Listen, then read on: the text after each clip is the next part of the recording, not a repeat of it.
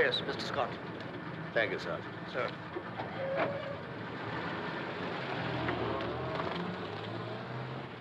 Mr. Scott, sir.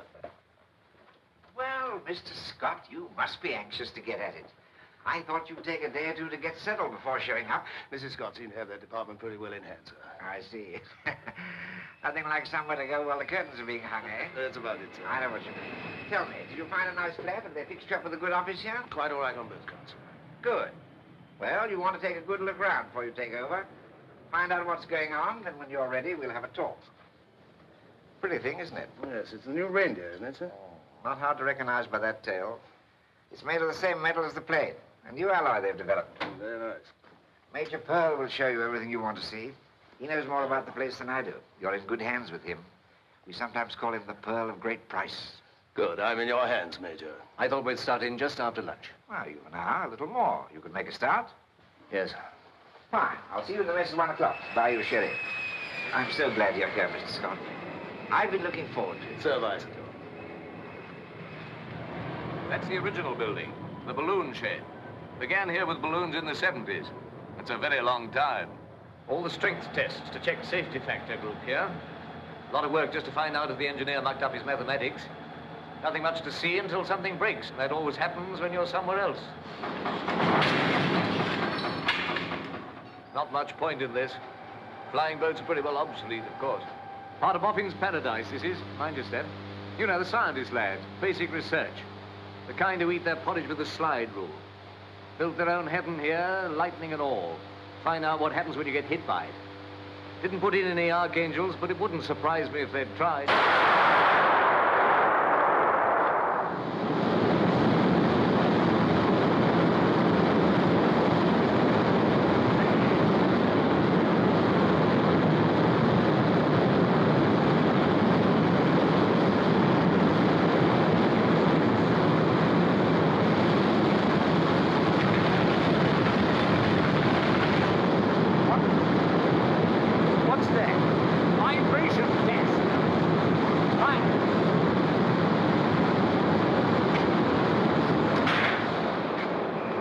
This is the test. No, now, Major Pearl, I must Mr. Honey, this is Mr. Scott. He'll be in charge of metallurgy, so you'll be working under him. How do you do?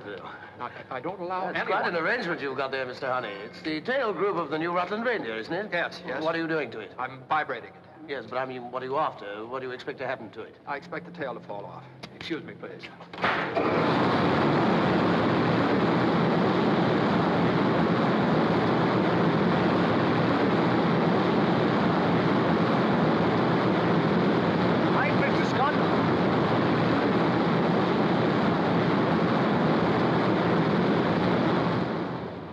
This way. Who in the world is he?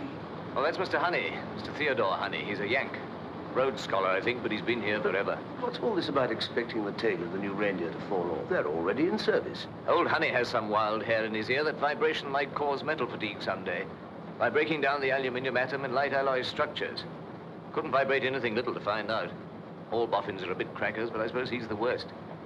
Air screws are down there, if you care to see them. Of course, they're as dead as the dodo bird. Same with engines. We'll be all jet in no time.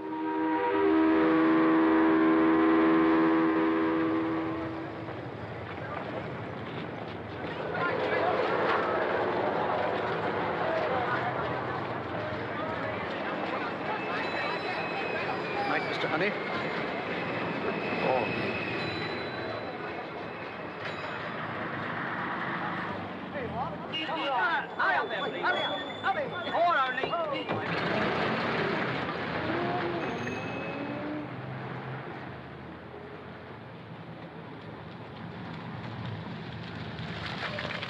Mr. Honey, can I give you a lift? Why, I seem to be going your way. Oh, no. No, thank you. I wouldn't want to take you out of your way. Where do you live? It's Farnham. It's quite a way. I go right through there. I'll get a bus at the next stop. I wouldn't want to trouble you. No trouble at all. Come on, jump in.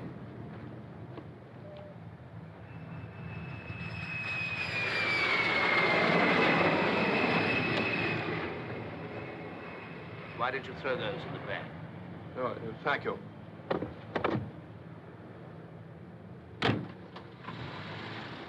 I was quite interested in that experiment of yours with the reindeer tail group. Would you like to tell me just what your idea is? Well, it's rather difficult to explain a thing like that in words of one syllable. Well, I have managed as much as 2 syllables on occasion, Mr. Honey. Well, to put it as simply as I can, the purpose of my work has been to arrive at an end result for the original theoretical hypotheses of Kerstling of Ball and Shilgard of Uppsala, in which they postulate vibration as a source of energy.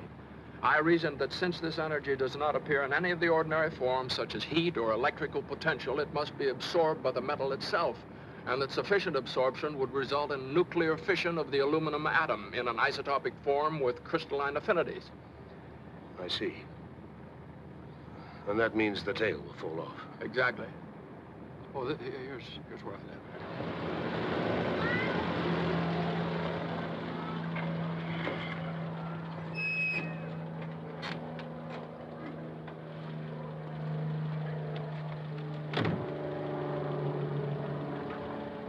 Thank you very much.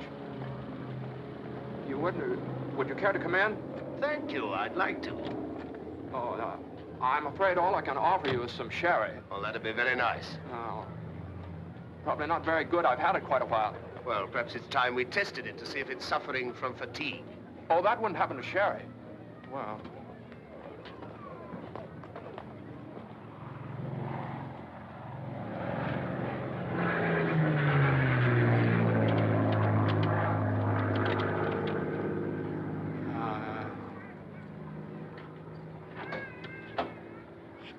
I'm so sorry.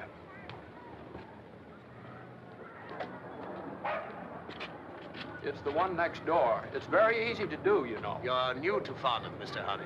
We've lived here 11 years. I have it all planned what to have for dinner. Don't you bother with... Oh. Hello. You don't remember where we put that sherry, do you, dear? The top cupboard behind the dishes. You said it would be out of Mrs. Higgins' way. Really? I didn't notice that. Up on the top. Oh, okay. Well, never mind that. I'll get that later. I knew it must be somewhere. I never really forget anything. Dear, would you get some glasses, please? Come in. We haven't had to look for it for quite some time. The last guest we had was Dr. Gillingsworth from the Bacteriological Institute just before Christmas. I'm afraid I'm giving you a good deal of trouble. Oh, no, not at all. No trouble. Won't you sit down? Elspeth? There we are. Oh, say when?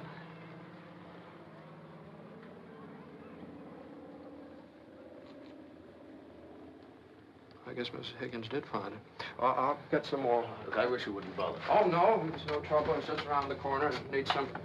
Elspeth, will you entertain Mr... I don't believe you told me your name. Scott. Scott. This is my daughter, Elspeth. How do you I'll be right back.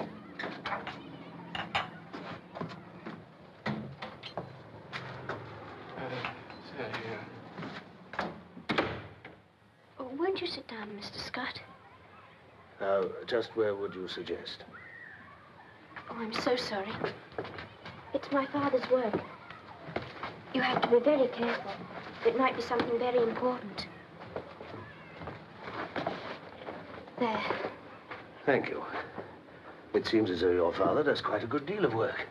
Yes, it's very hard being a scientist. One has to think a great deal. The world would have made scarcely any progress at all if it hadn't been for scientists. I see. The scientists do the thinking for the world, and the rest of us just live in it. Is that it? Yes.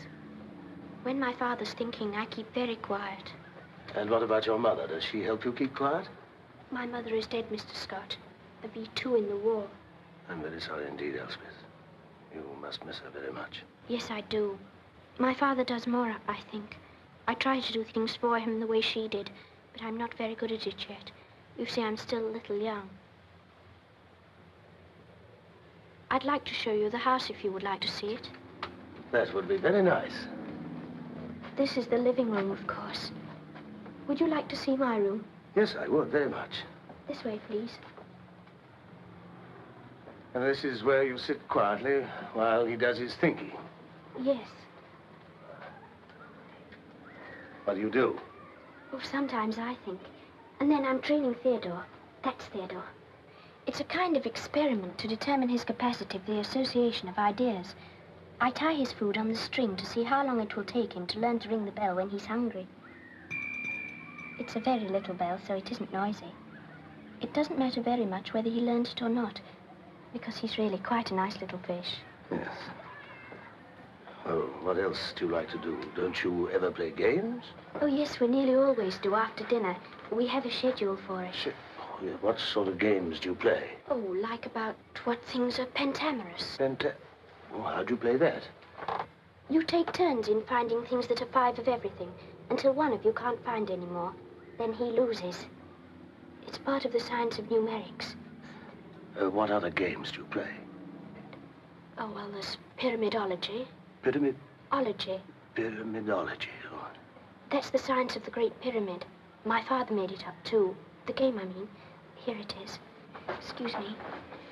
It was built in the year 3234 BC, and it's very scientific.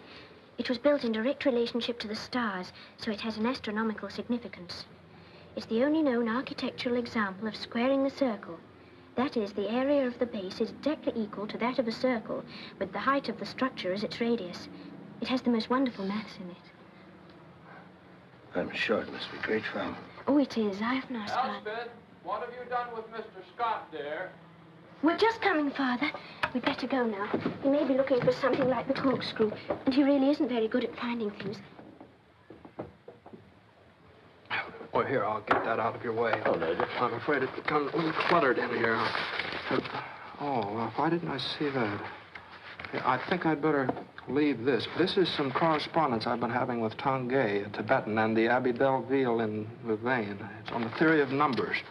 In 1742, Goldsbach postulated that every positive even integer is a sum of 2 primes. It's been verified to 10,000, but never proved. We're trying to prove it.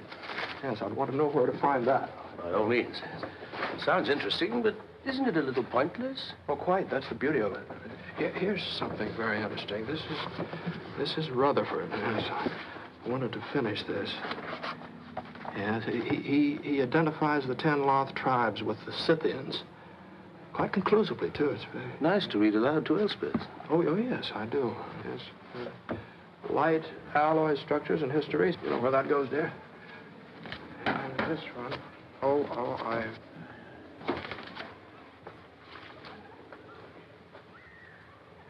Here.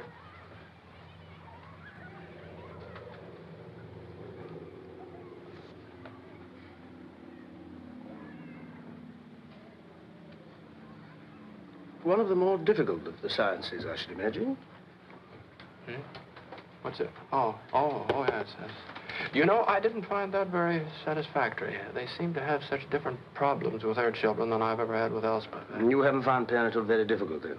Not at all, really. No, of course, I've been very systematic about it. I laid out a schedule, so much work, so much sleep, so much play. Pyramidology. Yes. What's been your experience of holidays? I mean, do you send her away where she can be with other children? Do you have any children, Mr. Scott? No, but I hope to, but I'd value your opinion. Well, I used to send her away with other children, but I don't do that anymore. She never seemed to like it very much anyway. I think perhaps that was because the other children's minds weren't well enough organized to interest her. She's really much happier here. She's quite good at being by herself. Her mind is really developing quite remarkably, Mr. Scott. I think she'll be a very fine woman. Yes, I'm sure she will be. Well, I'd better be getting along. Oh? Looking at your office in a few days' time, I'd like to hear some more about that experiment of yours. The one about the tail falling off. What did you want to know about? Oh, just a little more detail to know when you expect failure to occur. Well, I probably have that right here. I think it's here someplace. There it is. This 2.76 times K over L. That's the time factor. It's in BTI units, of course. Let's see. It's 1,440. 1,440 what? Hours. But you don't mean you expect the reindeer tail to fall off in 1,400 hours? No, 1,440. But, Mr. Honey, A lot of aircraft have flown many millions of miles without the tails coming off any of them because of vibration. Well, Mr. Scott, you asked me for the evaluation in time of my U subscript M symbol. Now, the mathematical answer is 1440 hours to failure for the specific tailplane under test on which my calculations were based. Now, how long has your test been running? 832 hours, 14 minutes, and 7 seconds as of shutdown tonight. They don't allow me to run it more than 8 hours a day. You see, the people in the neighborhood complain about the racket at night. Yes, but you know, of course, that an aircraft in commercial service is likely to pile up flying hours faster than your experiment. Yes, that's probably quite true. Well, then why didn't you insist on a 24-hour basis? I did insist on it originally, but they decided to do it for 8 hours. Yes, but you hadn't given them your 1,440-hour figure. Well, I never include detail on my preliminary report. See, science is in no hurry, Mr. Scott. I'm working on a principle, which, if I'm correct, it will be true for all time. And whether I reach it a day or so later or earlier is not important. But it might be important for the 50 or so people who take off in these reindeers every day. Well, Mr. Scott, you don't understand. I'm a scientist. And science is very exacting. It requires the utmost concentration. I can't be concerned about people. Well, if a doctor is trying to find out a cure for a disease, what would happen if he let himself be upset about everybody that got sick and died? He'd never get any work done at all. People must be someone else's concern. I can't let it be mine, Mr. Scott. Now, you can find my preliminary report in the files, and I don't wish to add anything more to it at the present time. And if you'll excuse me, I think I'd better be getting home.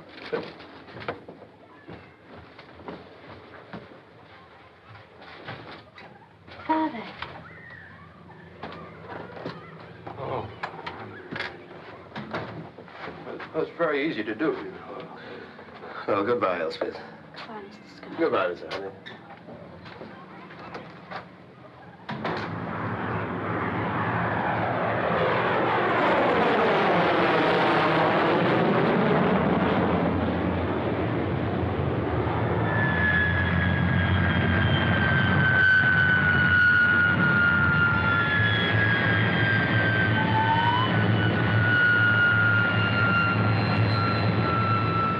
Excuse me, please, gentlemen. Rub her down, Ned. Don't give her any water till she stops sweating. Scotty! No! What are you doing here? Ah, Phil, hello. I've been watching that plane. I guessed it was you. How are you? But what are you doing here? Have you come here for a No, job? I got one. You have? Yeah, right That here. calls for a drink. Well, it's a little early, isn't it? Rosie, customers. What are you going to fly, Scotty? No more flying. Naturally set in. Grounded, eh? Well, how did it happen? Or perhaps you'd sooner not talk about it. You wait till you see her. Really? I'm glad to see you can take it so well. Rosie. Scotty, meet Rosie. She's a spy. You wait till you see her bedroom. It's absolutely papered in blueprints, isn't it, Rosie? Oh, Mr. Penworthy. Mr. Penwell. 2 large scotches, please. Yes, sir. What is your job, Scotty? Head of metallurgy. Don't tell me you're polishing your pants. Don't tell me you're one of those crawling little desk blokes. Always was, Ben. Went back to it when I got out, that's all. Rosie, this is vodka. Oh, Mr. Penworthy. Well, off we go. Off we go. Don't you like desk blokes, Bill? Listen, Scotty. Pilots and desks, dogs and cats, natural enemies. They've got one theme song. You can laugh. Pilot's error. Whenever anything goes wrong with their calculations and there's a smash-up, pilot's error. Rosie, do you remember Harry Ward? Yes, I do. Well, look what they did to him. He was piloting that reindeer when it flew into the hill at Labrador a couple of months ago. All in little pieces. Nothing to go on. Pilot dead, so pilot's error. You don't think it was pilot's error? With Harry Ward, Scotty, you can't be serious. They said he was dropping off altitude in an overcast. He wouldn't do a crazy thing like that if he tried. Rosie, if you can tear yourself away from the salt mines for a couple of minutes, we would like a couple of vodkas. Oh, Mr. Penworthy. 7 to 10 degrees angle of descent. Motors full on when he hit the hill. Obviously was in control. Dropping off altitude in the overcast. Pilot's error. He didn't reckon on that hill. Do you know how many hours it had flown with tests? How many hours it flown with tests? Yes, I can tell you that, Mr. Scott, certainly. Just 1 minute. They flew a lot of tests, simulated flights in weather. Total number of flying hours before estimated time of crash, 1407. 1407. That's right. Have you any photographs of the wreckage? How many would you like to see? We cover everything here, Mr. Scott. We leave nothing out, I assure you. Reindeer crash. photographs of wreckage. Any particular part of the wreck? Yes, the tailplane. I want to see a photograph of the tailplane. Yes, I remember now. They didn't find the tailplane. Nothing unusual in that, I assure you. The plane turned over as it hit the hill, caught fire, wreckage spread all over the place. Thick undergrowth, you can't see 10 feet. The investigation... Yes, thanks very much. I'm much obliged. All right. We send someone to Labrador. Comb through that godforsaken country for a section of the tail spar and take a fine hiding from the taxpayers when we find there's nothing to it. All the ruddy decisions to make and never one you can be sure about. One thing you do know. A boffin has to be a bit balmy to be a boffin. The line between genius and being just plain crackers is so thin, you never know which side you're on. Nor when they've crossed it either. Tchaikovsky, I'm told, one day began to eat raw goldfish. And Molière discovered suddenly that he was better off standing on his head. Oh, we've had it here, too. A fine time all the papers had once when one of our boffins started pinching girls in the park. And now our Mr. Honey informs us that reindeers will fall apart after 1,400 hours and holds the time figure out on us. If I did things like that, they'd lock me up. How long before this infernal machine of his is due to prove something one way or the other? Weeks yet, sir. Get it on a 24-hour basis today. And better get someone to handle the complaints when they start coming in, too. Very good, sir. How many hours have the other reindeers in flight done? Oh, not nearly as many, sir. The one in Labrador was the prototype. He did all the tests. That's why it's got so many hours. The others were delivered in a group to the airline just before they went into service. They can't have done more than 500. That's the best news I've had today. I don't want the job of asking the airline to ground their nice new fleet with no more to go on than what Mr. Honey says. Well, that's it. Oh, wait a minute. You know who we're sending to Labrador, don't you? That's right. Mr. Theodore Honey. He's the one who started all this. Maybe a good hard climb will do him good. Still, he knows what he's looking for better than anyone else. Get him started as soon as you can, will you? I'll give him the good news right away, sir. Passengers for Flight 26 to Gander and Montreal, will you please have your embarkation slips ready and proceed to the exit door for boarding the aircraft? Got it? Yes, you'll have to go through that door. Every stitch he has in the world is in that bag. You can't say he squanders what he makes on himself. Well, have a good trip, Mr. Hardy. Don't worry, we'll look after us. Oh, well, that's very kind of you. They'll look after you, dear. Yes, I know. Have you got your sandwich? Oh, Yes, I have. Tomato, cheese, and there was some nice fish. Goodbye, Daddy. Goodbye, dear.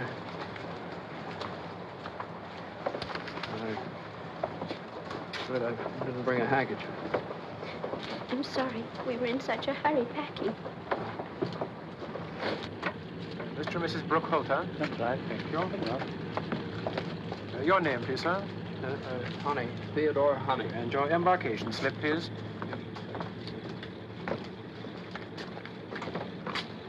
Miss Teasdale? Oh, yes. Miss Teasdale.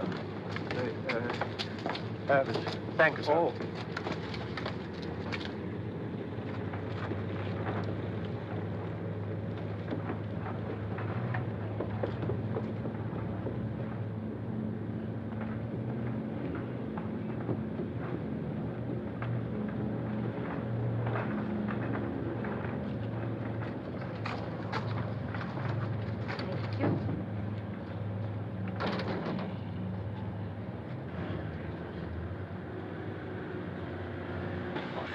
Fasten your safety belt. No smoking, sir, until we take off. No smoking. Oh, I'm so sorry.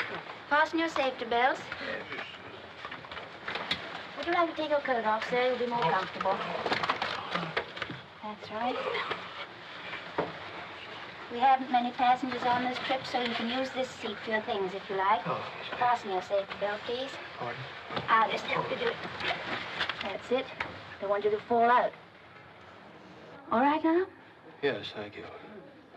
You're very kind. I'll be back after we take off to help you get out of that. Thank you.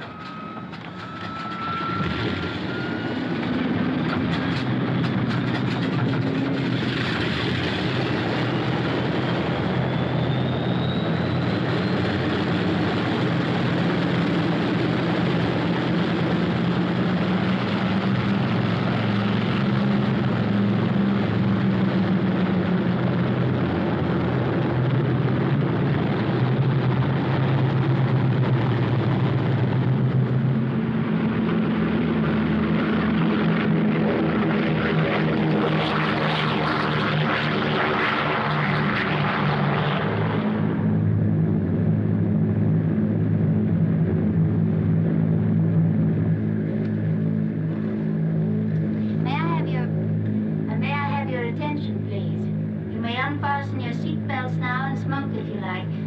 My name is Marjorie Corder. This is Peggy Miller, and we're here to do anything we can to make your trip pleasant and comfortable. We'll be glad to give you refreshments and drinks quite free of charge, and although we both might regret it personally, no tipping is permitted. Thank you, and we're glad to have you aboard. You are Miss Teasdale? Thank you. Anything we can do for you? No, thank you very much. Don't you want to get rid of that now? Might as well make yourself comfortable. Here's the button to adjust your seat. Here's the switch for your reading light when you want it. We'll serve dinner soon, but maybe you'd like some sandwiches and a little coffee? Well, We have milk, too, if you'd rather. I think a little coffee would be nice. I brought some sandwiches. My daughter made them. Oh. Her name's Elspeth. Well, they're probably much better than ours, then. You sure you didn't bring your own coffee? No. I'll get you some. Miss, weren't you... Isn't that Monica Teasdale, that one you were just talking to? Yes, it is. She's crossed with us often. A great many of the film stars do. Uh-huh. Are you a fan of hers? Oh, I didn't mean that. I never go to films, really. Not since I haven't gone in years. Would you like me to take over your autograph book? Oh, no. I don't even have one. I wouldn't want to trouble her. All right. I'll be back with your coffee.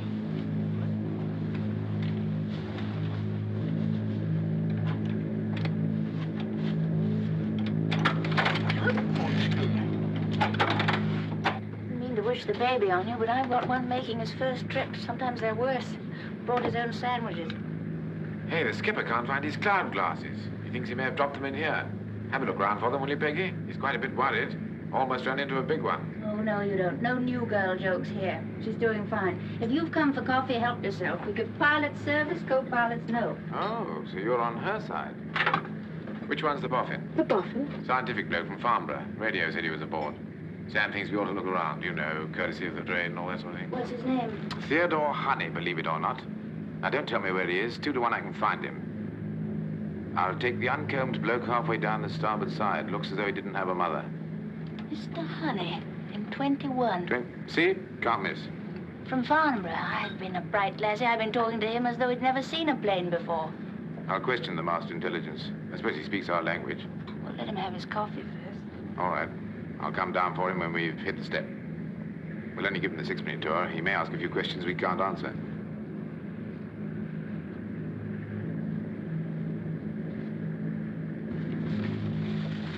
You are, Mr. Honey? No idea you were an expert on aviation. I deserve a prize for talking to you as though you'd never flown before. Oh, well, I never have flown before. What I know about airplanes is more when they're in pieces. Well, you seem to be quite famous. Captain Samuelson sent down word he'd like to show you over the plane, flight deck and all. They don't do that for everyone. Well, you're all being very nice, but I think you'd be interested. These new reindeers are beautifully equipped, radar and everything. Is this a reindeer we're in? That's right. A nice new shiny one. Well, I think I'd like to see it very much. Well, the co-pilot will be down for you, but don't hurry. Enjoy Elspeth's sandwiches.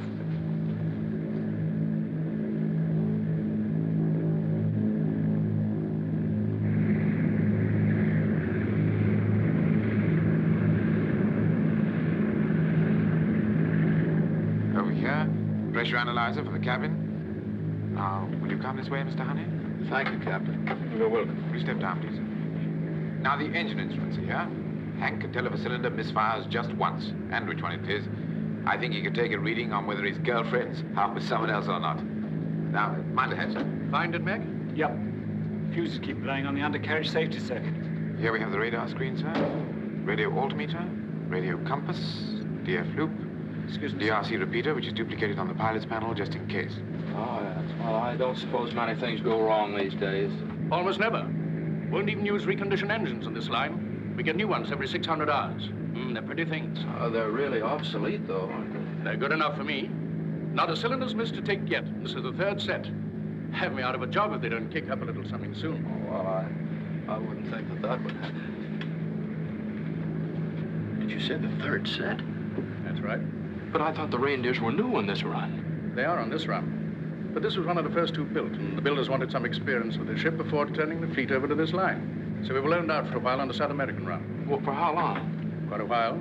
Well, Could you tell me exactly how many hours this airplane has flown? Certainly. It's right here. 1,422 up to takeoff. Anything else, sir?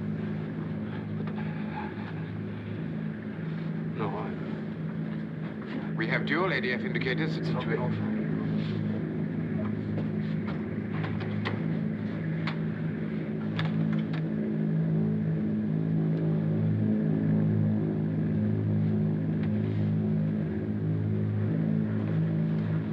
Well, did you learn all about airplanes?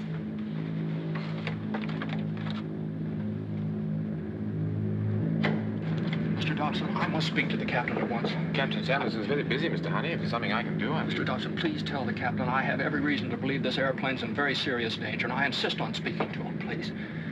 I'll see what I can do.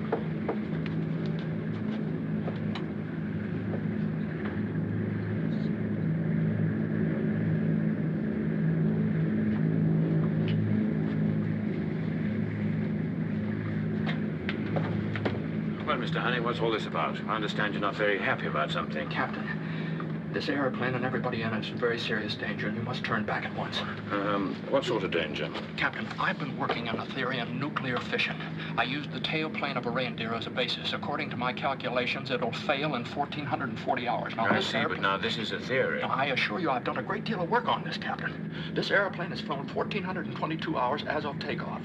The tailplane can fail at any moment. Mr. Honey, I don't believe you realize the very strict procedures under which an airline operates. Have you ever heard of an airworthiness certificate? But this is something entirely new, Captain. Nobody knows anything about Why this. don't they know? It seemed very strange if Farnborough wouldn't let us in on a problem like that. Mr. Honey, have they definitely accepted your theory? Well, there is no proof. No, not the way you mean it. That's the reason I'm on my way to Labrador right now to investigate that crash. That airplane crashed at 1,407 hours, within hours of my calculations. Less time than this airplane has flown. But you know the tail group failed? The tail group wasn't found with the wreckage. Every minute that But the we truth of the spend matter is that apart from the coincidence of the crash, all of this is just your opinion. Now look, Mr. Honey, would you feel happier if we went down together and had a look at the tail spar? It won't do any good. It'll happen very suddenly. One moment the tailplane spar will be perfectly normal, and the next moment the whole character of the metal will change. And the tail will break off, Captain, or quite suddenly, and you'll go into a dive from which you can't recover. Your only chance, Captain, is to turn back immediately. You can cut your inboard engines to break up the vibration frequency, land at the first available airport. And if you don't do it, Captain, this airplane's going to crash into the sea. We're all going to be killed.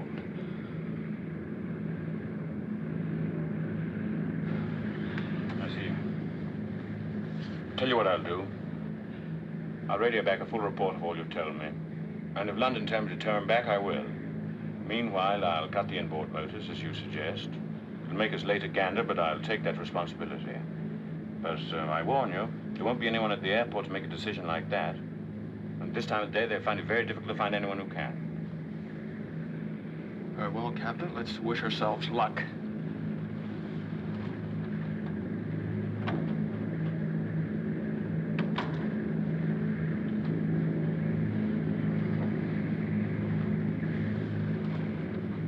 Well, I've heard a good many strange things in my life, but that's way ahead by a mile.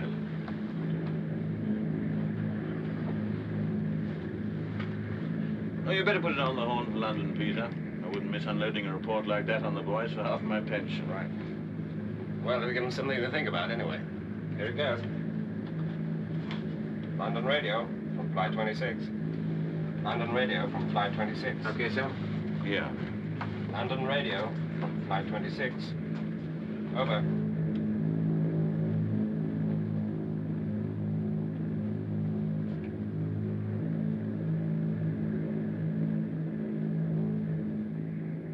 Hey, Marjorie, I've got news for you. Your boffin's crackers. What's the matter? Did he ask you some questions you couldn't answer? Clean off his rocker. He says the tail's gonna fall off.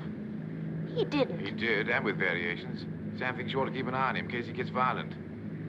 But he didn't seem to be like that. Thinks you ought to stop it vibrating. Ruddy little squirt. I'd like to vibrate him. Sam says ring through if you need help.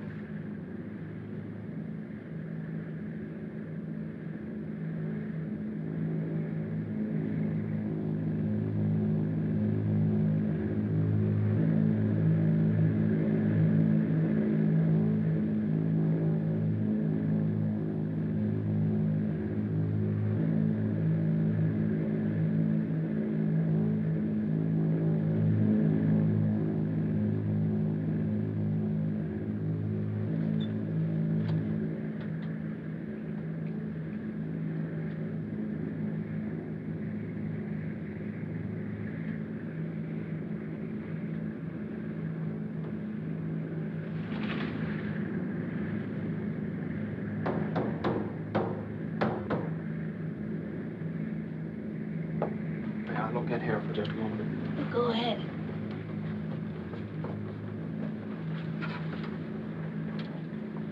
Is there anything I can do to help?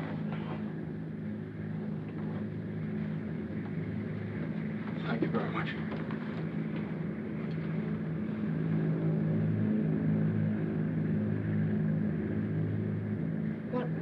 What's all that about? Like the tour they gave him, I suppose, so he's having one of his own. Coffee, Sam? No, thanks, not just now. I, want to get some cigarettes from my bag.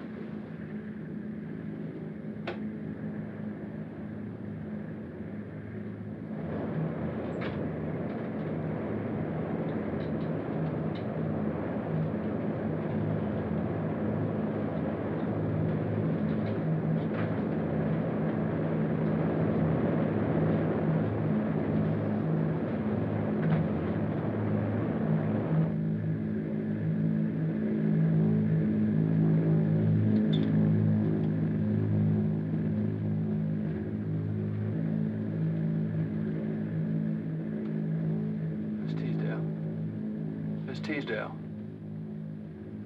Huh? You don't know me, Miss Teasdale. Honey's my name, Theodore Honey, and I just couldn't help it. I'd like to talk to you. Of course. I'd be very pleased. Mrs. Honey and I, I've always felt I owed you a great deal. Your pictures meant a lot to my wife, and that's why I want to talk to you. You're very kind. It's about, may I? Certainly. It's about the condition of this airplane. I'm afraid we're in very serious danger. I'm rather afraid the tail may drop off at any moment. Now, when that happens, there may be... Is that so? Yes. When that happens, there may be a little time. So go to the men's room and sit on the floor. But the petition there is very rigid because the galley stove is bolted to the floor on the other side. Now, if you survive the first impact, try to get out of the escape hatch and to get to a life raft. They may pick you up when they search for us in the morning. That's certainly very interesting. Go to the men's room. Yes. Sit on the floor.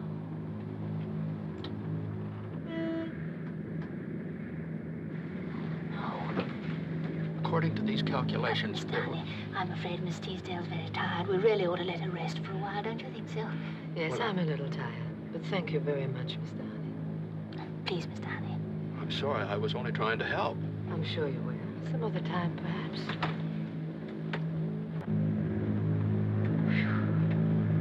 You shouldn't have done that, Mr. Honey. Well, it's quite clear I shouldn't have. I'm sure you don't want to alarm people. You might even cause a panic. You won't do it again, will you? No, I won't do it again. I know you're very worried. Isn't there anything I can do? You know all about this, don't you? Yes. The pilot had to tell me. You've been very kind to me. I'm sorry I made trouble. Oh, no, Mr. Honey. You really didn't make any trouble. It's only that... I think I'd like to tell you what I was trying to tell Miss Teasdale. Well, do, if it'll make you feel any better. Well, I think I know more about this than either you or the captain. I think I know what's going to happen. And if it does happen at this altitude, there'll be a little less than 3 minutes before we hit the water. Now, there's one place in this airplane where a person would have a chance to survive that impact. Come with me. Now, the first sign of trouble, go in here and sit on the floor with your back against the partition here. See this partition? Here, I'll show you. This partition is very rigid because the stove here is bolted to the floor. I tried to tell Miss Teasdale that because I felt that I owed her something. But now, I want you to know, I won't talk to anybody else. It's good of you to have told me all this, Mr. Honey. No one's worried about me like that for quite a while. Yes, but you will remember what I told you when it happens. I'll certainly remember. I can't promise to do it. I'm one of the crew, and there are quite a few things to do if anything happened like that. But thank you just the same. Do it if you can, though. I think we're going to be all right, Mr. Honey. But in any event, there's nothing we can do about it. It's kind of you to worry about me, but please don't. Why don't you try and get some rest instead? Yes, I'll try.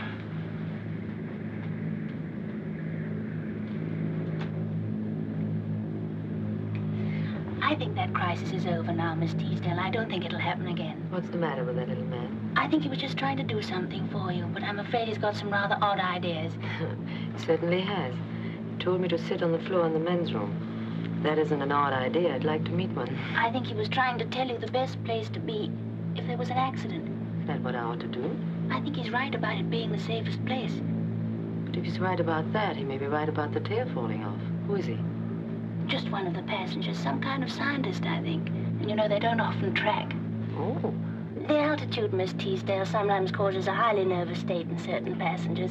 I'm sure that it had that effect on Mr. Honey for a while, but he's quiet now. That's more than I am. There's about to be another passenger on this plane in a highly nervous state. I assure you, Miss Teasdale, there's nothing to be alarmed about. Captain Samuelson's had a long... Now, listen, dear.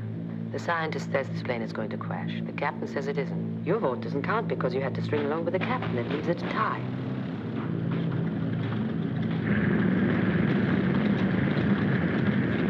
What's that? He seems to be saving fuel. I wouldn't do that without a reason. I thought you said he didn't believe it. Well, all I meant, Miss Teasdale... Oh, just a minute. If I'm going to meet my maker, I would like to know about it. Now, I'll tell you what you can do. You can go and get a cup of coffee and bring it to me over there. No, Miss Teasdale, I've just got him quiet, please. Right now, I don't want him quiet. There are lots of things I want him to talk about. I wouldn't do it. Now, just go and get the coffee. Mr. Honey, I was only half awake, and I only half heard what you were trying to tell me. May I sit down for a minute? Yes, certainly. Thank you. Would you like a cigarette? No, thank you. Now she tells me you're a scientist. You care for a lozenge? Lozenge? No, thank you. Right. Will do. Listening up. Airport say they can't make any decision about turning back, and they've never heard of any trouble with the tail. But they're trying to contact someone at a higher level at the airline or the ministry, but it may take some time. Till then, they want you to use your own judgment. They also want us to keep an eye out for a small boat. Some crackpot trying to sail the Atlantic single-handed. Fine. He may be in trouble. Mm-hmm. Well, if we see him, we'll stop and ask him what we ought to do about it.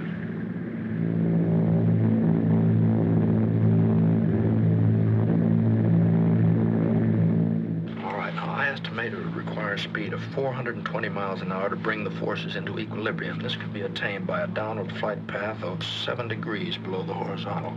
That angle would keep us from plunging straight in, although at that speed, the impact would be rather severe, you see. I see. I don't see it all, of course.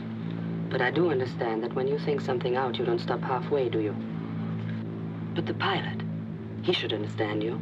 Why doesn't he turn back? Well, it was rather difficult for the pilot. You see, I imagine that all this may sound a little improbable if you haven't studied it. Would it help if I would go and talk to him? No, I don't think so. And I think we're quite near to the point of no return, anyway.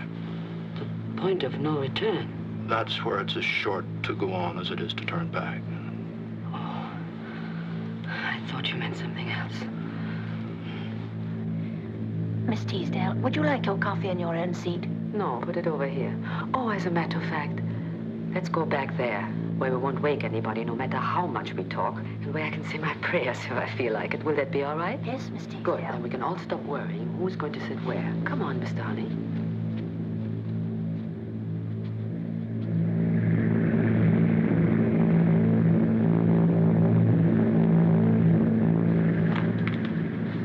That's it. Halfway just. Okay. Well, Peter. Yes? If they call you on that thing again, you can tell them to tell the high-ups that they needn't bother making a decision about turning back. All right, sir. Next stop, Gander. Right. I had a canary once. Didn't have any tail. It flew all right.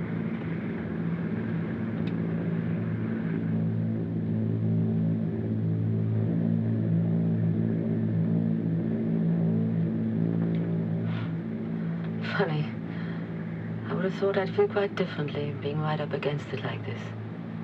My mind is going twice as fast as though it were trying to catch up with all the thinking it didn't get around to.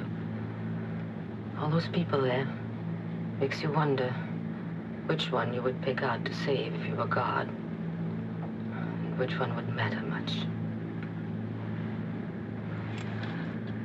What are you thinking? Oh, I don't know. I never thought much about things like that. No. You didn't have much time. You were so busy with your multiplication table. But you had a chance to play God for a little while. Why did you pick me out when you decided to save someone? Oh, but you ought to live.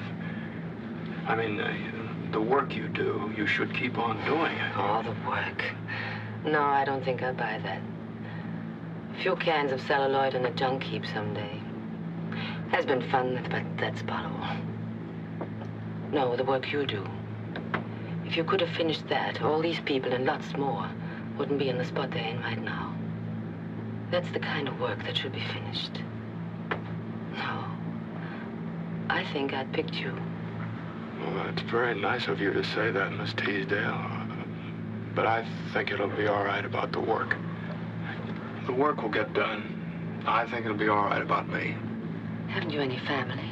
Yes, I have Elspeth. That's my little girl. Oh, you have a little girl? Yeah. But that's worth a lot to come back to. Oh, yes. Well, I didn't mean that I wouldn't like to. But we're really very fond of one another. I've been thinking about that. And she's 12 now.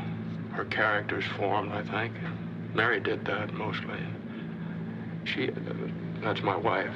I wish it didn't have to be like that, but she's developed to such a point, I think she's going to be all right. Of course, I've been able to help in a lot of things. She's much more soundly developed than most children her age. Really has a remarkable grasp of crystallography. Well, that's very good, of course. What is it? Well, it's quite fundamental. It's always been odd to me that the schools don't teach it. No, I've really had to help her in almost everything she knows worth knowing. Has she got a compact? What? A compact. Oh, a compact. Oh, I don't know. Why? Never mind. That isn't it? No. Some more minutes. And each one is like kind of a present, isn't it? You know what I was thinking about just then? All the people who come to my funeral. That'll be quite an occasion. Do you have a family, Miss Teasdale? No. Not even a husband at the moment. But there's my agent. Oh, it'd be so sad. He had 5 more years to go at 10%. And then there's Laureen Carver. Oh, she'd cry the most. She'll give a beautiful performance. And then she'll try to get the part in the picture I was going to make. I suppose that's why I don't feel the way I thought I would. I would have stopped working quite a while ago if I could have figured out what to do with myself. I was married 3 times, but it never came to anything. I wouldn't be surprised if it was all my fault. Maybe Providence is trying to tell me something. Maybe it took a first-class high dive into the middle of the Atlantic to make me quit. And maybe I'd rather it ended with a big splash. No. You've made people happy you don't even know about. Like my wife, Mary. You know, she took me to see one of your pictures that last night before the bomb came. She talked about it a lot when we got home. You made that last night very happy for her. That's worth doing, Miss Teasdale. You know, when we used to go to pictures, we used to walk right out on them when Mary didn't like them. We never walked out on one of your pictures. So, honey, this is not exactly the best compliment I've ever had. Maybe it's the nicest. That's why I had to tell you what I did. I have to do everything I can for you. You mean it too, don't you?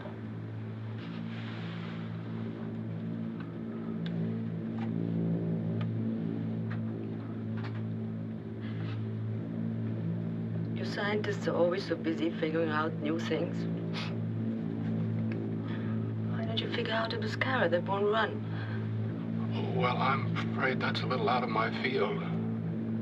All right. I'll be as good as new in a minute. Thanks for holding my hand.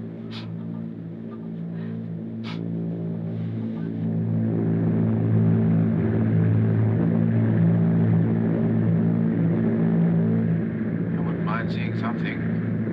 I don't care very much what. Newfoundland ought to be around here somewhere, if I haven't had it wrong. How late are we? 28 minutes. About time I got them on their feet, isn't it? Leave them alone. The Stuff Scott Gander airfield closed in. You may have to sit up here till it breaks. Oh, fine. Want some coffee? No.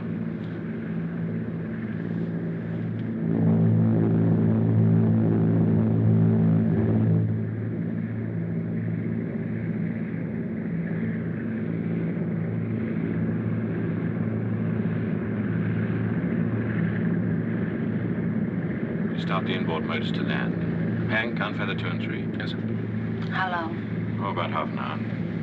I'll get them cracking back there. Well, take that coffee now, thanks. Right. Take it, sir. Call Gander Tower. Tell him I want the runway cleared. Tell him I'm coming straight in on a direct approach. Okay. Asking for an emergency landing. What's up?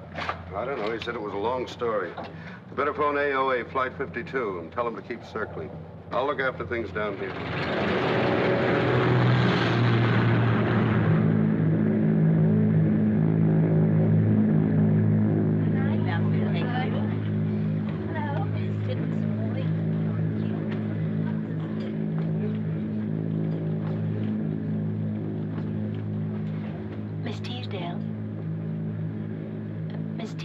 We land in 20 minutes. Would you like some coffee? 20 minutes? We're that close? We're still all in one piece. Yes, it's a lovely clear night. So it is. The stars are out.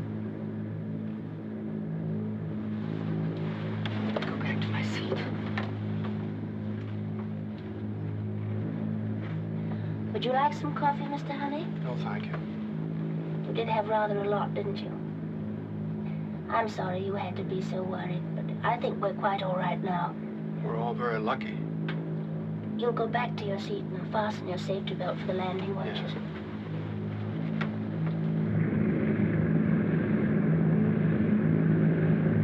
Gear down. Gear down, sir. Watch down the carriage switch, sir. Safety locks are on.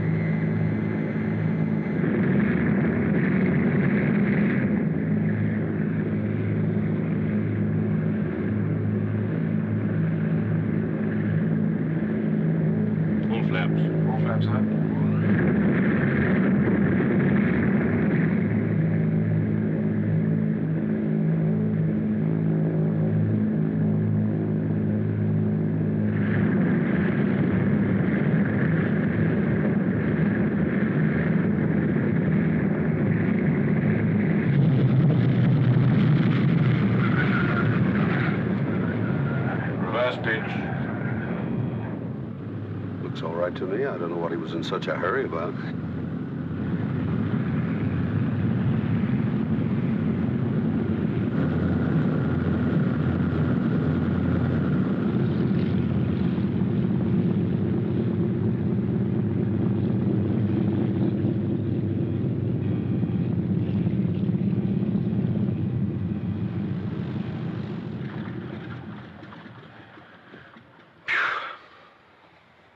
Right, sir.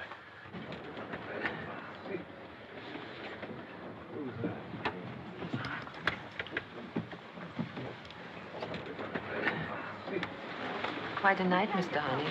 I guess you must have multiplied someplace. Or you should have divided. Smith? Miss Teasdale?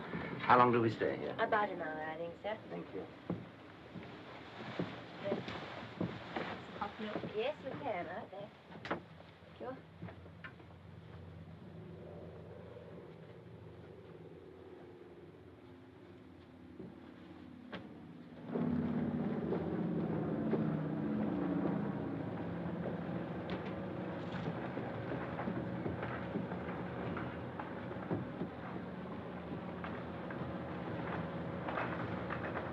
Mr. Honey. Will you come with me, please? Will you come too, Miss Corder? Well, what was the trouble? Any news for me from London? No, not a thing. There wouldn't be. That'd make it too easy. Where's the ARB inspector? Well, he's probably asleep. Well, get him up. I want that aircraft inspected as no aircraft's been inspected in history. Every ruddy inch of it, down to the last rivet. Robson? Sir? You better break it to the passengers. There's going to be a delay. Huh? Aye, aye, sir. Miss Corder? Sir? If, as I expect, this inspection is satisfactory and we take off, I'm taking responsibility for refusing to carry Mr. Honey on the flight, as I consider his presence an unnecessary hazard. I'll arrange that all other flights leaving this airfield are adequately informed about him before they carry him. Meanwhile, it's your responsibility to see he doesn't get in touch with any of the other passengers. I don't want them alarmed by what, in my opinion, are groundless and unnecessary fears. Got that? Yes, sir. Right, let's go.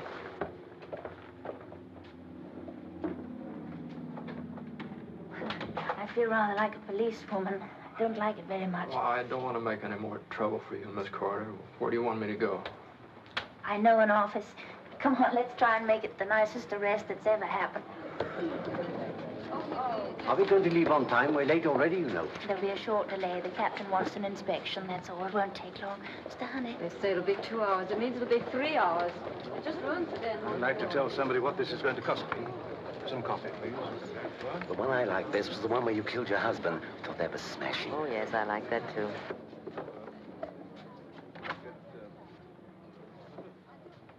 Well, that's nice and comfortable.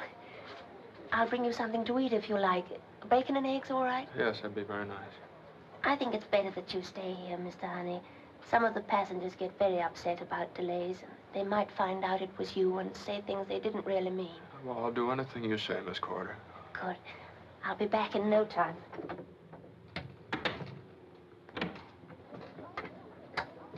Sorry.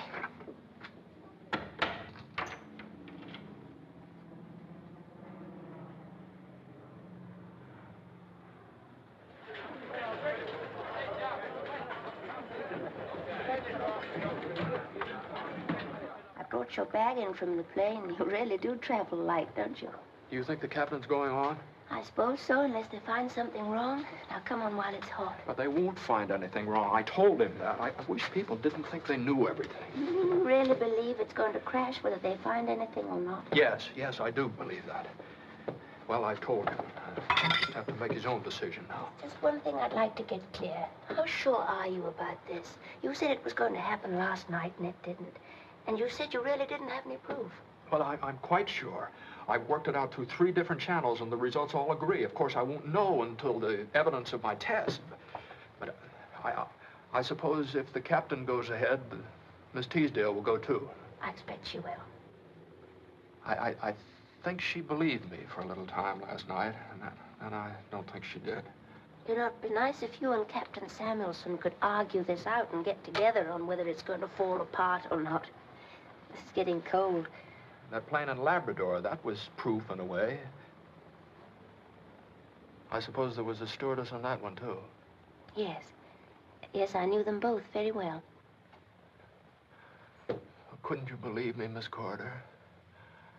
You've been so very kind, and you ought to live and get married and bring up a family. You'd be very good at that. Well, thank you very much for that, Mr. Honey. You said that just about as nicely as anybody could. You know, I'd almost not go if it would help you stop worrying. But it's my job, and there's no way of making sure. And I don't think it's right to walk out on something like that. Do you know what I mean? I think everything will be all right if Captain Samuelson says so. He knows a great deal about aircraft.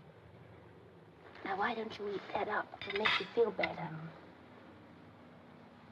All right? Attention, please. Passengers, Reindeer Flight 26. Please be ready to board your plane in 20 minutes for the flight to Montreal.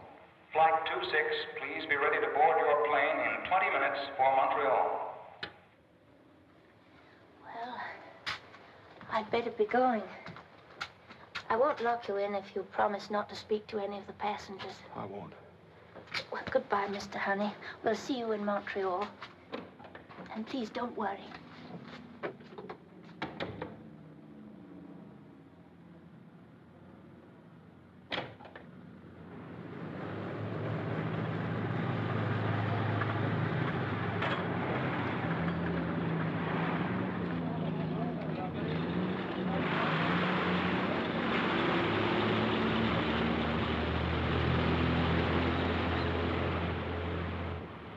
No danger, of course, once we're in the air. Well, that's okay. If you keep a man standing by the lever here on both taking off and landing, so nobody catches the coat or anything. Right, I'll see to that. What are you doing here? Captain, I just have to... Well, now that you're here, I want you to listen. I've told the inspector here all that you told me. Now, if you've anything to add, I want to hear it now. And I want him to hear it. No, sir, I don't have anything to add. As London apparently doesn't take your opinion sufficiently seriously to order this aircraft grounded, I'm flying around to Montreal. And I want you to get off and stay off. Captain, you mustn't take off in this airplane. You can't do it. Believe me, mathematics is a very exact science. Explained that already, Mr. Hunt. Captain, it'll be just like the one in Labrador. The stewardess, all these people. Not for the last time, Captain, Mr. Hammond. Leave that alone, you fool! Cut that plow!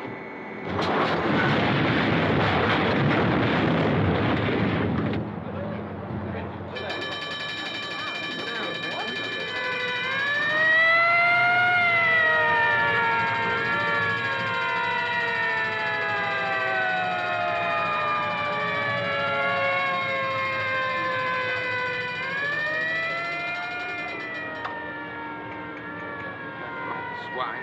He wanted it wrecked. That inhuman swine! Cut that out! What you let him loose for? Better take him out of this before the passengers find out you did it. You better come with me, Mr. Honey.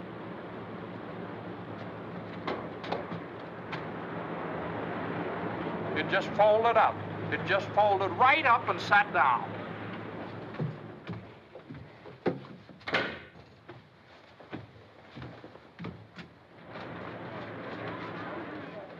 Well, there'll really be a delay for everybody now, won't there? I don't think there's any doubt about that.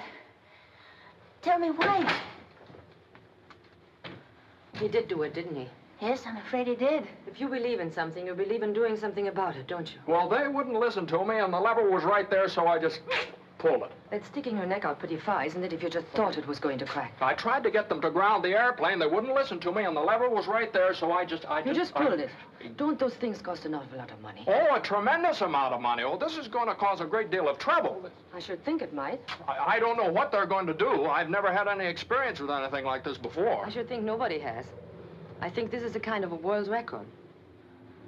You didn't do that one for yourself either, did you? You could have been sitting right here on the ground when we took off. Looks to me like this was the men's room deal multiplied by quite a lot. Look, you keep him here. Some of the passengers won't be too pleased about all this. I'd like to find out what the payoff's going to be. Come to think of it, I think I ought to. Oh, it's very nice of you not to be angry about the delay. Oh, it's worth it. You don't meet a world record every day.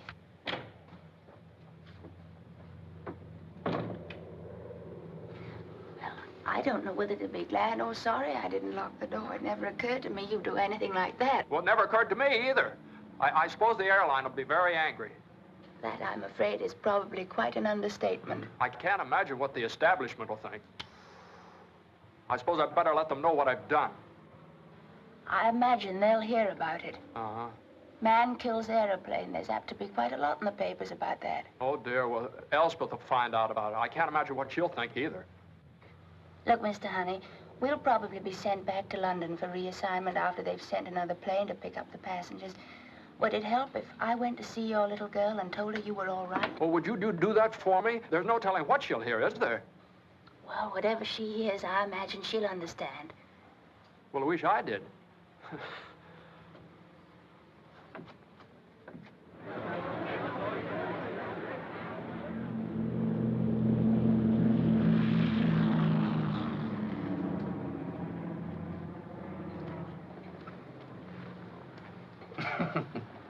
I would suggest that it is the solemn duty for anyone who can find anything remotely humorous in all this to share it with those of us who are less fortunate. Why, I couldn't help it, sir. Old Honey dropping a reindeer right on its belly. It's very funny. I see your point, though I can't precisely enjoy it at the moment. I don't remember another day like it. Half England's been on the telephone to me today. I think if one more person, friend or enemy, calls to ask if I've heard that our Mr. Honey has wrecked an aircraft at Gander by pulling up the undercart,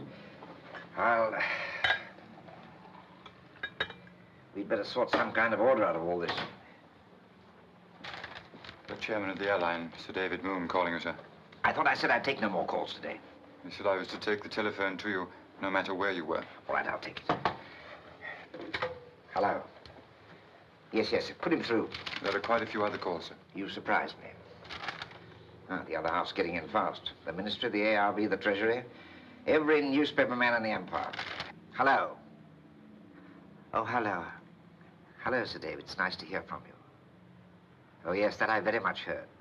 I've no way of knowing what he could have been thinking of. We'll get him back for the inquiry, of course, and then perhaps when I've talked to him, I can... Oh, I don't think you could mean that, Sir David. No, I'm not at all prepared to assume he's a lunatic, at least not yet. Yes, I quite realize that, but I don't think there's anything to be gained by losing our tempers. I want... Hello? Hello? Where are the papers? I thought you'd want to see them, Sir John. I'm not so sure. Here we are. David and Goliath. Mr. Theodore Honey as David brings down the reindeer single-handed. There was one that called him the Galahad of the airways. This is better. Sir David's idea, eloquently put, was there isn't enough money in the Bank of England to pay for the damage done to themselves and British aviation by the implication of the safety of their aircraft. He did manage to sandwich in they wouldn't guarantee to bring him back, but he refused to allow any more of their passengers to travel with an irresponsible madman who went about wrecking airplanes. He suggested the RAF might carry him. They were equipped to take risks. Well, I can lay that on, sir, if he really means it. No, he means it, and we'll have to have him back to the inquiry, and that means... Miss Teasdale is here to see you, sir. Teasdale? Who's Miss Teasdale? It's Monica Teasdale, the film star, sir. What's the film star doing here? Tell her I'm sorry, I can't. Hand her over to Major Pearl. She said she wanted to see you about Mr. Honey. She crossed on the plane with him last night. But how can she be here? Ask her to wait 2 minutes. I'll see her. Well, gentlemen, there's one thing we can settle. You must send someone else off to Labrador. We mustn't show up at that inquiry without supporting evidence of some kind. But for heaven's sake, send someone this time who can keep his mind on what he's trying to do. No more boffins. It is my opinion, Sir John, that even this trouble should not lead us to saying that all scientists are foolish men and not to be trusted. From what department did the gentleman come who took a bath in the public fountain and subsequently conceived the brilliant idea of pinching girls in the park? I ask you to remember, Sir John, that the last time we decided not ever to mention this incident again. Right. I think that's all for today, gentlemen, except for finding out what film stars have to do with all this. Johnson? Yes, sir. Ask Miss Teasdale to come in. Very good, sir. Mr. Scott, I'd like you to stay. Good day, gentlemen. Sir John, I assure you. Good night. Good night.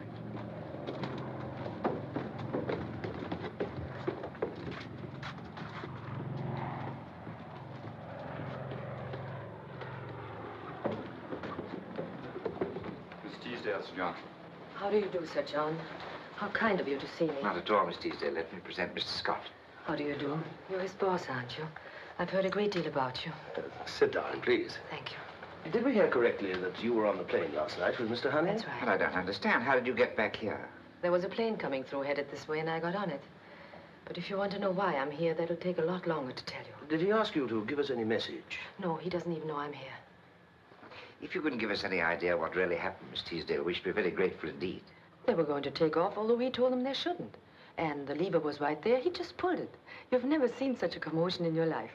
I guess a thing like that has never happened before in the history of the world. Fortunately, no. Have you known Mr. Honey long? No. I just met him last night, right after we took off. He came to tell me that he thought we were in trouble. But why should he want to alarm you, a passenger, when there was nothing you could do about it? He thought there was something I could do. He gave me his reasons, and they were good enough for me. Did you believe him? What did he do? Explain his theory? He did, and I believed him. Did you understand it? Not a word. Well, I don't understand. Oh, it isn't so hard, Sir John. I don't know much about mathematics, but I know when a man knows what he's talking about. Have you a light? Well, of course. May I smoke? Certainly. I don't understand a thing about his theory, but I've learned quite a lot about Mr. Honey, and I know he isn't crazy like they're saying out there. That funny little man is brave and kind and on the level, and he believed what he was telling me. But even I can see it's going to be awfully easy to settle a lot of things by throwing him to the wolves. To say he's crazy and let it go at that. That's why I wanted to meet the people he worked for. To see if they're going to stand by him. Somebody's got to, you know. Miss Teasdale, I'd like to pay you a compliment. You believe in things, too, and that's very nice to see. But I have to add this. I don't know whether Mr. Honey is right or wrong. Neither does Mr. Scott, any more than you do. There's no way of knowing. But that certainly doesn't mean we're going to back up Mr. Honey blindly.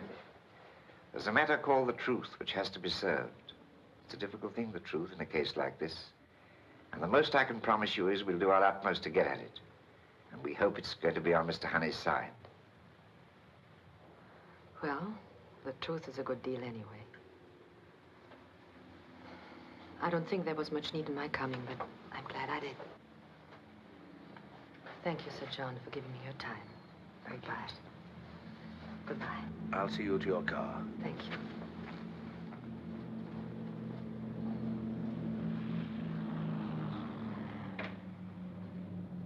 He means the trouble is going to be pretty bad. I'm afraid so. Isn't there anything I could do for Mr. Honey? Where can I find his little girl? Maybe I could go there and tell her that he's all right. Oh, I think that'd be very nice. I'll tell your driver where to go. Oh, please don't bother. You tell me at the gate. All right. Bye, Mr. Scott, and thank you. Goodbye, Miss Teasdale.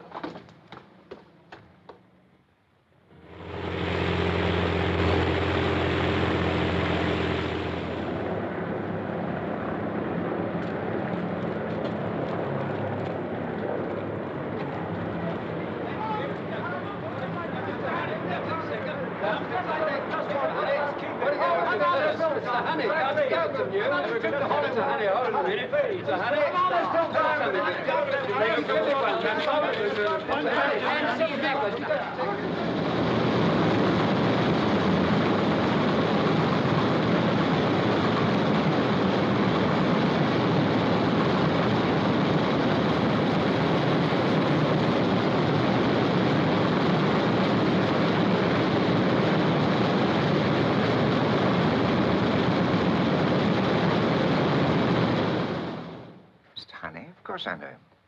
Where have you put him? Seems rather odd, Sir John. I wasn't sure if you'd wish to see him.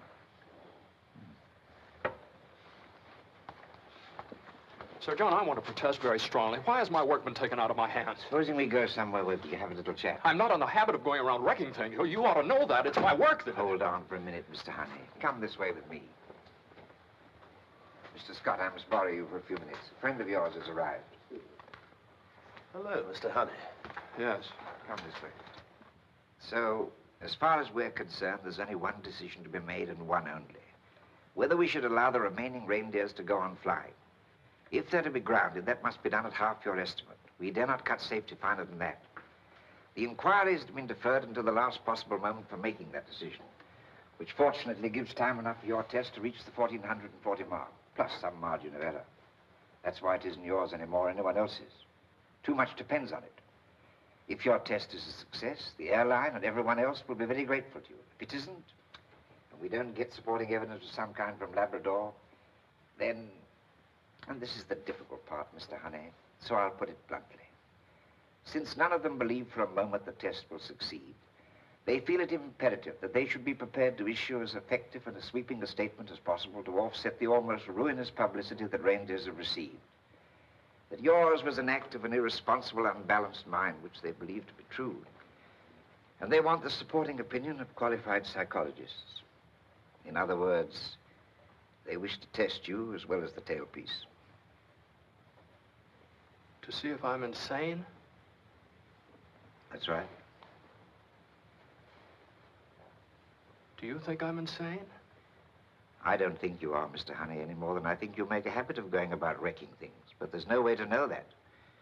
I'd hate to have them look me over at the moment, but just now I haven't the right to take anything for granted. Please understand this. I couldn't refuse without making it look like a blind defense of my staff. But you can refuse if you like. That's your right. No, I won't refuse. Let them pry and poke if they want to. Tell them I'll be in my office if they want to see me. What about you, Mr. Scott? Do you think I'm insane? No, there'd be no way for you to know either, would there?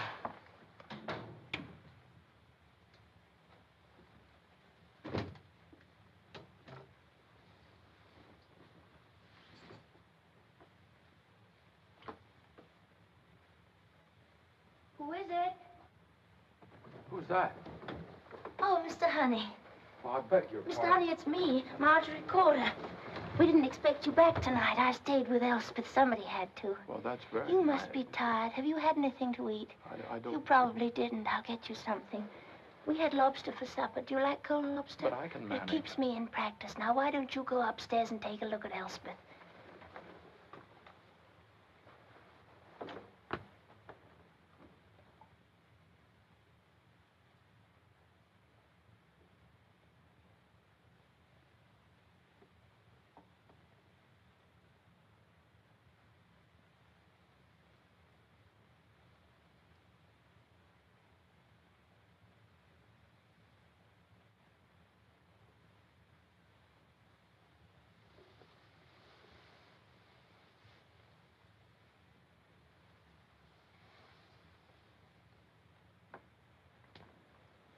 Well, did you notice anything? Well, she was asleep. Anything different, I meant, about the house? Well, you haven't got your clothes on. No, in the room. The curtains. Curtains? What? Well, where did this come from? Oh, that was a present from Miss Teasdale. Miss Teasdale? What, is she here, too? No, she went to London for the night. She got some lovely things for Elspeth's room, too. Now, why don't you eat your supper? Well, what did she want to do a thing like that for? I think you'd be surprised. I imagine you were glad to see Farmer again. Did you stop by the laboratory? Yes, I looked in. Well, you don't seem exactly happy about that. Was there something wrong there? No. Yes, Yes, there was something wrong. I can't expect to get any work done with people standing around peering at me. I'm now known as the Galahad of the airways.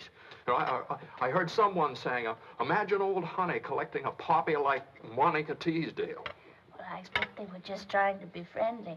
I thought you were rather a Galahad when you told Miss Teasdale and me what to do in case there was an accident. It's not such a bad thing to be. Yes, shall I do that for you? No, I can manage here. You know, it's my fault anyway. If you do anything wrong, you have no one to blame but yourself.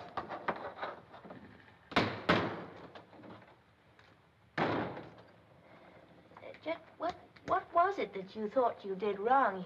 You did think there'd be a crash, didn't you? Yes, but what I should have done is offer my hypothesis to the captain in an orderly manner and let him make his own decision. But I didn't do that. No, when they wouldn't listen to me, I kept thinking about you lying dead up there in Labrador like that other stewardess and Miss Teasdale and all the rest of them. And I wasn't orderly at all, not at all. And the lever was right there, so I pulled it. And that seemed wrong to you? Of course it seemed wrong. How is anybody going to take my work seriously if I go around doing things like that? Do you know that they're saying I'm crazy now? Then I don't blame them. You don't mean that if you had it all to do again, you just let it go ahead and crash? Oh, that's just the point. I'd probably do the same thing over again. I'm evidently quite a weak character, Miss Corder. The mistake I made was ever leaving Farnborough. If I just hadn't left there, and if this all dies down, I swear to you, I'm never going to leave my laboratory again. I think I'm a little sorry about that. I know you have to be a scientist. I know you have important work to do, but you're a person too, Mr. Honey. Well, it's evidently quite difficult to be a person, Miss Corder. Yes, I suppose it is, but... Oh, well, never mind. I expect you know what you're doing. I must clear this up. You better get some rest. You'll need it. Oh, good night, Miss Corder. Good night, Mr. Honey. Well, I better get my things out of your way. Things? What? My clothes and things. I'll move into Elspeth's room. Well, what, you mean you've been staying in my... Oh. Well, what's the matter? Well, I was just thinking of you, Miss Corder. Don't you think people will talk? Oh, I see. Well, I'm a nurse, you know. You have to be a stewardess. Would it make it any better if I got hold of my nurse's uniform and put it on for the neighbors to see? Well, I suppose that... Well, that's what I'll do then. I'd like to come back just to see how things turn out. Good night, Mr. Honey. Yes.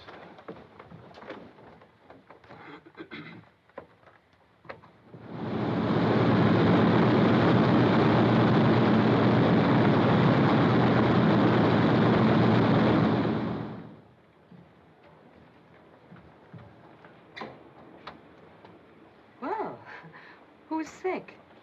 No one. We had quite a problem last night. Mr. Honey arrived back in the small hours. He was so old school about us both staying here. It was very sweet, really. And this has to do with explaining the situation to the neighbors. I had to run over to Guildford this morning to get it. It looks as if I missed something by going up to London last night. Where is he? I suppose he couldn't wait to get down to Farnborough this morning to see his playthings again. Well, that's exactly what happened. I'd like to hear about it. Some coffee left? Why don't you come in there? Oh, what's the matter with it? Oh, you've been busy. I had nothing else to do. It looks as though he wears one suit and goes to sleep in the other. I don't know how long it can be since he bought something for himself. I thought you were the one who thought a man shouldn't have things done for him. That goes for his character, but not necessarily his trousers. It's very domestic. You're full of surprises. Tell me something. I've been thinking about it. How would you go about getting him to make it under his own steam? That's what you were holding out for, as I remember. I don't think that part of it is really any of my business. It's just that, I don't know. We talked a lot last night, and he seemed like a little boy who's had his first fight and got hurt, and so he says, I'll never fight again. Well, he can't keep on running back to his laboratory. That's all right for the scientist, but not for him. He will get into trouble if he does that now. And I don't think he can make himself do it, really. I think he's better than that. You must have talked quite a bit. Funny that a kid like you would bother to see so much in anybody like him. It's not so funny, really. You get around being a stewardess. That doesn't cover it. You've been married or a lot in love sometime or other, haven't you? I don't think that has anything to do with it. What was it? You've heard it before. He was shot down over Arnhem. We've been married a month. Sure, that says it. Maybe it says even more than you think it does. Well, this will take some thinking about. And I'll have time for that. I'm leaving for California tonight. There was a flock of cables at the Dorchester when I got there. The studio wants to get going. But this is a little sudden, isn't it? What about all the things you talked about, helping him to find an answer and everything? I meant it. Don't think I didn't, and I still do. Maybe it would have been the best chance I'll ever have to be a lot of things I'd like to be, only I suppose you can't do a thing like that just a little bit. Mixing into other people's lives, I mean. You can start something, maybe you can't finish. What got me was his being so anxious to save me for posterity. I've never had anything do my self-esteem so much good. So I'd better go back and give posterity another break. It won't hurt to wait a while and see how things work out. That box in there is a dress for Elspeth. I saw it in the window and just yelled to belong to her. Tell her I write, will you? Aren't you going to wait and see them? No, I don't think so. I might weaken. Hello, Miss Teasdale. Look who's here, Sugar Plum. Hello, Miss Coster. I hurried. I hoped you'd be back. Well, here I am. Don't you look pretty? Am I really all right? I've never seen an apple blossom look quite as sweet. Here's a present for you, honey. Oh, I really shouldn't have another one. May I look? Of course. Why don't you take it up to your room and look at it there? That'll be nice. All right, I will. It's like Christmas, only much more so. Well? Does that mean goodbye, then? Sure. There's no use making anything of it. It's one thing you learn in my business. How to get off. I wish you wouldn't go. Maybe I'll be back. Never can tell. You're a nice kid, Marjorie. I have an idea you'll know what's going on. You might let me know. I get the price on a laboratory or two, just in case. Well, good luck. Keep on telling her she's pretty, will you? I will, Monica.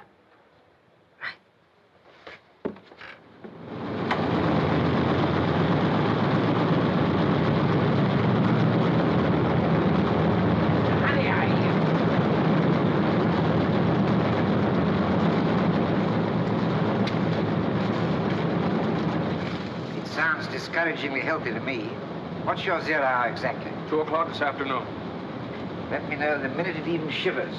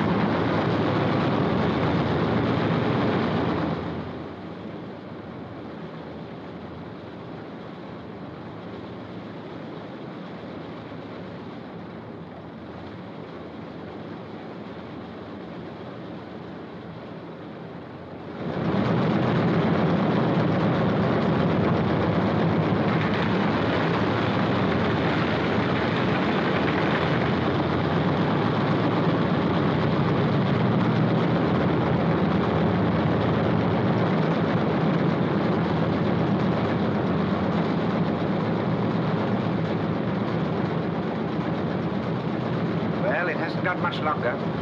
The day of the inquiry's just begun.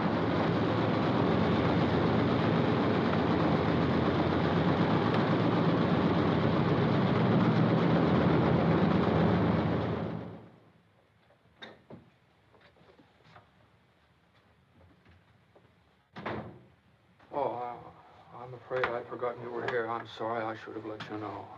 Well, I let Elspeth stay down for a while. What happened? Nothing happened at all.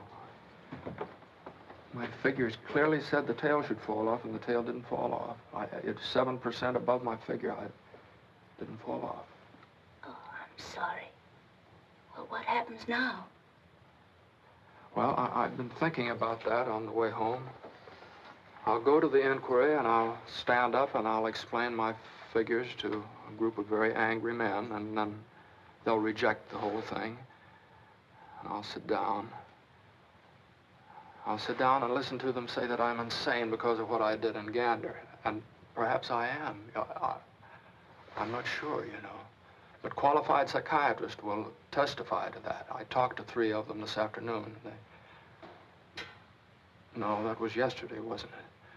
But they showed me a page of ink blots and asked me if it reminded me of elephants or tigers. Well, it didn't remind me of elephants or it was just ink blots. But I think that the truth is only that I've made a mistake somewhere in my work. I don't know where it is. But I have to have time to find out where the mistake is. But there won't be any time. And my work will be thrown out in anger, and a principle that might have had 1 grain of truth in it will be lost. But I'll sit there. I'll sit there and I won't say a word. And then what? Well, there's other work to be done, and I'll get back to doing it somewhere. With everything just as it was? Yes. I'm rather glad it's over. But you can't do that. You can't just sit there and say nothing. If you believe something is right, you have to do it if you want to live with yourself. If you don't, you'll have to pay for it sooner or later, and so will Elspeth.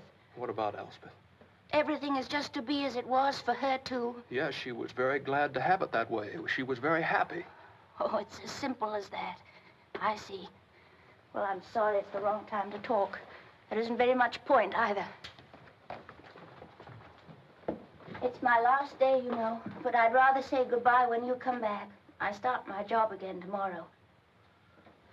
Funny if they put me back on reindeers.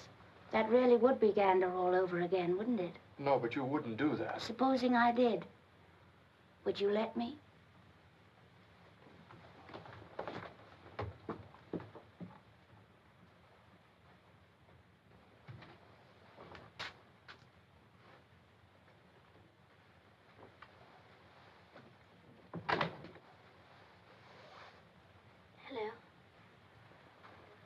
Time to get ready for school, isn't it? Yes. Did the tail fall off, Father? No, dear, it didn't. You mustn't worry about it. It will someday. Oh, I don't know, dear. I suppose it will. Is anything the matter? No, I was just thinking. What about? Nothing. Just about the impermanence of events and things like that. What do you mean, dear? Well, about it's all being over. Miss Teasdale's gone, and Miss Corder will be, and the people out in front, and everybody wanting to talk to me at school. That sort of thing isn't very permanent, is it? It's like Christmas.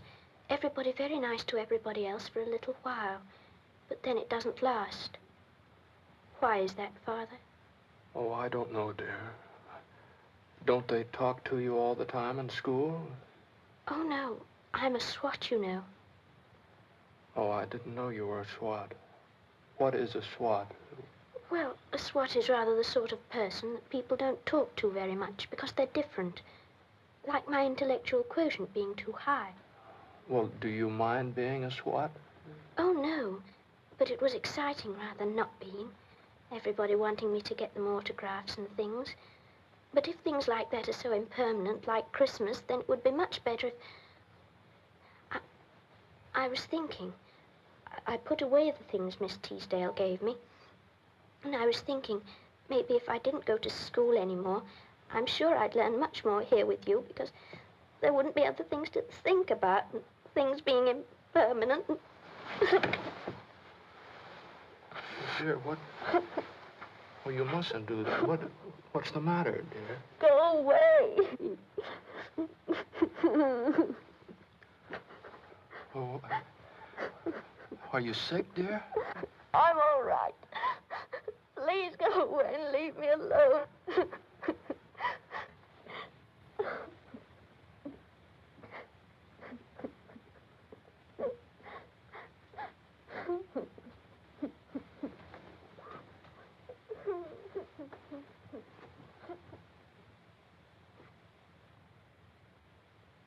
I insist that to ground the reindeer fleet, even for 24 hours, would be a tacit admission of the charge that we have been flying unsafe aircraft. And I refuse to deal such a death blow to British transatlantic aviation on what is now the unsupported opinion of Mr. Theodore Honey. I'd suggest that the kindest thing that can be said of Mr. Honey is that his is an unstable mind, with an obsession that can carry him to great extremes, as we have well seen in Gander. I submit it is not only fair, but imperative that an immediate finding to that effect be issued by this board. Well, gentlemen, my view is that Mr. Chairman, I would like to try... Now, wait a minute. Mr. Chairman, I'm going to say something. Now, it isn't hard to see what you're going to decide, and you can't do that. Now, you're talking about me because of what I did in Gander, and this isn't personal. I didn't invent the mathematics that made me believe what I did, and I still believe that there's truth in my work, test or no test. And when you believe in something, that's what you've got to do, isn't it? If you want to live with yourself. Now, I don't know what I'm going to do about this. I sat there and I thought maybe I might write the Times a letter, but I don't think they'd understand either. So, the first thing I'm going to do is to resign right here and now, so the establishment won't be mixed up in it. And then, every time a reindeer is going to take off that shouldn't, I'm going out there and wreck. Now, you may put me in jail, but they wrote a lot about me when I wrecked that one in Gander, and they'll write more about me here, and people just won't get on those airplanes. And I'm going to tell you something else. The minute anything does happen to one of these reindeers, you're going to have to think of something better to say than anything I've heard here this afternoon. That's all. Good day. That's all.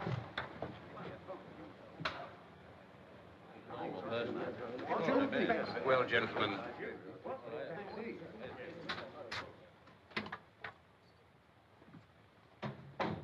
good afternoon. You know, there was some sherry around here someplace. I rather thought I'd have some. It's over by that bookcase over there. Oh. Is it over? Yes, it's over. I didn't stay for the end. I made a speech and then I left. What about? Oh, a whole lot of things. Pretty good speech, too. So you couldn't just sit there, then? Oh, any glasses? Oh, here's some. No. I resigned. You didn't? Yeah, I couldn't just sit there, could I? Well, what are you going to do to live on? There's Elspeth. Have you got any money at all, Mr. Honey? Well, I don't know how much. Where's your book? Book? Well, it's right there.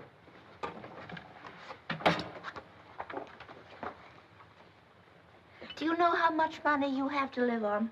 £3.13 6. Now, wait. You haven't put anything in the bank for months. What do you do with your money? I think there's some over here. In one of these. There. Here's some more.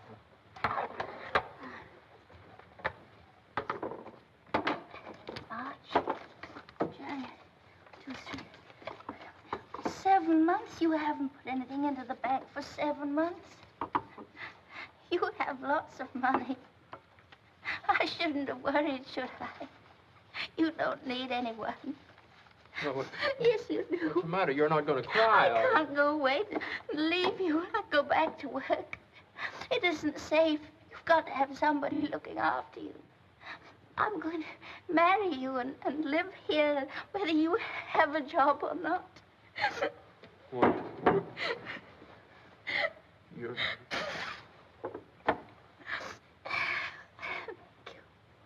Yes, and he'll probably do it, too.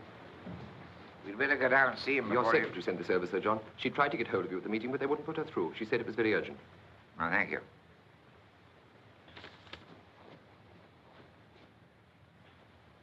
Where is Sir David Moon? I hope he hasn't left.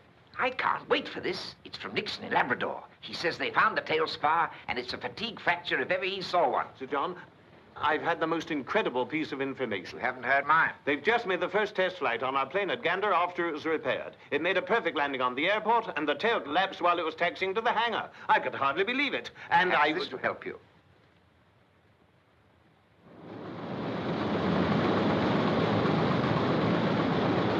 Mr. Honey, we've received 2 messages from Labrador and Gander which bear you out completely. Oh, well, that's good. You know, I can't see where I could have gone wrong in this. I've worked it out through 3 different channels. Didn't you hear me? I said...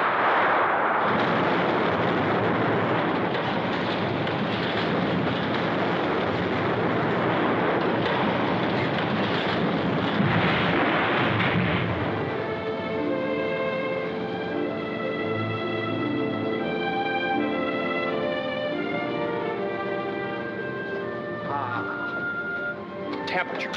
Temperature, that's it. That's a variable factor, isn't it? That plane in Gander had been flying in the tropics. This test is in a heated shed. It would have collapsed on schedule if I'd lowered the temperature 40 degrees.